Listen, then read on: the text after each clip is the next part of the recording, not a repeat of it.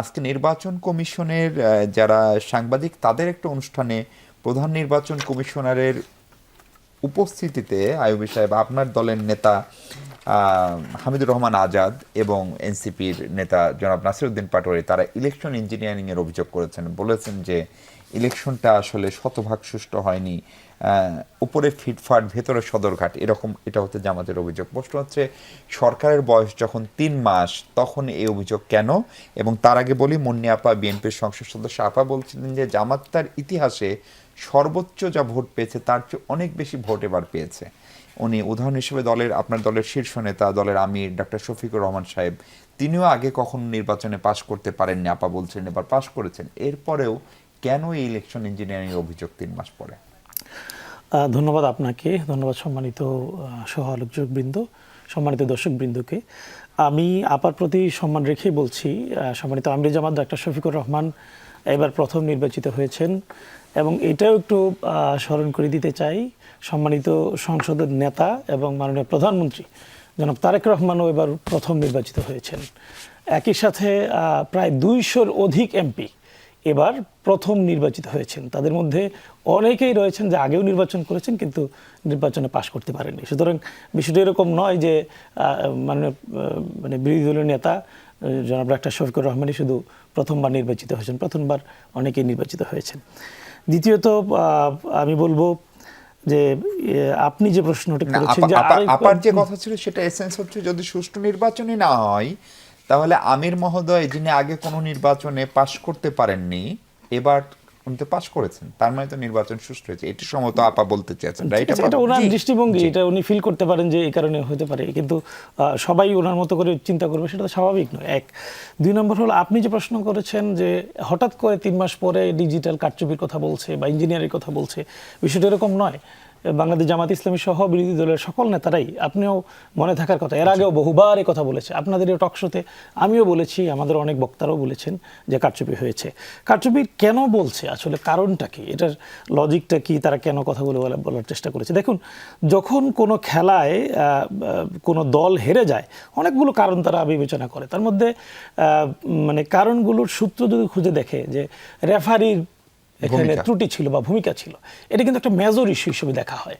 যে কোনো একটা ইস্যুতে ধরেন ট্রাইব্রেকারে কোনো একটা ইস্যু হইলো, অথবা এমন একটা ইস্যু হইলো, পেনাল্টি হইলো, এই ইস্যুগুলোতে একটা মিস্টেক, রেফারির একটা মিস্টেক অথবা ভূমিকায় পুরো খেলার চিত্রপটকে পাল্টে দিতে পারে। দেখুন, এবারের নির্বাচনে রেফারি কারা ছিল? রেফারি ছিল হলো খলিলুর রহমানের মতো উপদেষ্টা সাহেবরা, ডক্টর রেজওয়ানার, আমি বলছি ডক্টর রেজওয়ানার মতো উপদেষ্টারা, ডক্টর ইউনূসের মতো প্রধান উপদেষ্টারা এখানে রেফারির ভূমিকা পালন করেছে। যিনি রেফারির ভূমিকায় ছিলেন জনাব খলিলুর রহমান, তিনি এখন বর্তমান সরকারের পররাষ্ট্রমন্ত্রী। যিনি রেফারি ছিলেন তিনি আবার কিভাবে বিজয়ী দলের সদস্য হয়ে সেখানে পুরস্কার নিতে যান? এটা কি সম্ভব? এটার সাথে বলছি, এটার সাথে কেন সূত্রটা মিলে যায় দেখেন। বাংলাদেশের নির্বাচন কত তারিখ হচ্ছে, কোন ডিজাইনে হচ্ছে, কোন প্যাটার্নে হচ্ছে, কিভাবে নির্বাচন হচ্ছে, এটা সিদ্ধান্ত হয়েছে লন্ডনে। এবং সে যে লন্ডন বৈঠকে সিদ্ধান্ত হয়েছে, সেই লন্ডন বৈঠকের আয়োজক ছিলেন জনাব খলিলুর রহমান, উপস্থিত ছিলেন খলিলুর রহমান, ঘোষণা দিয়েছেন খলিলুর রহমান, পরবর্তীতে তিনি এসে আয়োজন করেছেন খলিলুর রহমান, পরবর্তীতে নির্বাচনের পরে পররাষ্ট্রমন্ত্রী হয়েছেন খলিলুর রহমান। তাহলে বোঝা যাচ্ছে পুরো দৃশ্যপটের সাথে, পুরো প্রক্রিয়ার সাথে এই ব্যক্তি বা রেফারি হিসেবে তিনি ভূমিকা রাখতে পারেন, এটার যথার্থতা আছে। তার মানে খলিলুর রহমানই প্রধান চরিত্র। এটা আমি বলছি ভূমিকা রাখতে পারেন, এই সুযোগটা রয়েছে। এই প্রশ্নটা উত্থাপন করাটা যৌক্তিক, এটা লজিক্যাল, এটা ইলজিক্যাল নয়।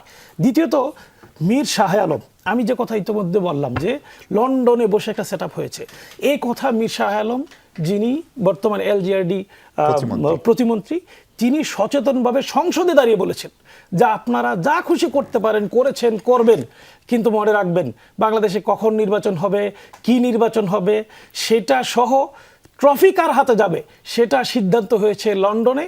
এবং জনাব প্রধান উপদেষ্টা ডক্টর মোহাম্মদ ইউনূস সেদিনই ট্রফি তারেক রহমানের হাতে দিয়ে এসেছে। সুতরাং এই ট্রফি নিয়ে টানাটানি করে আপনাদের নামে।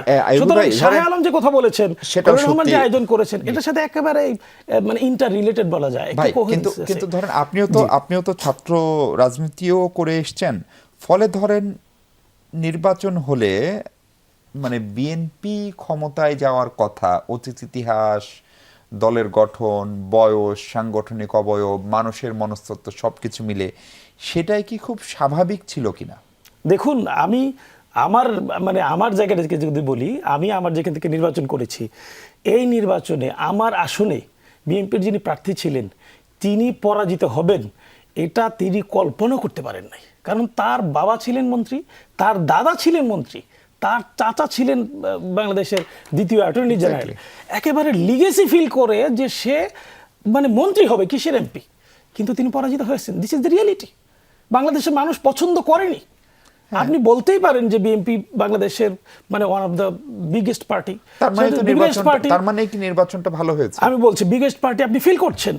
এই ফিলিংস দিয়ে তো মানুষের নির্বাচনকে আপনি জাস্টিফাই করতে পারেন না। আপনি এই ফিলিংস থেকে, এই চিন্তা থেকে, এই মত থেকে মানুষের উপর এটা চাপিয়ে দিতে পারেন না যে বিএনপিকে জিততে হবে, বিএনপি জয়ী হবে।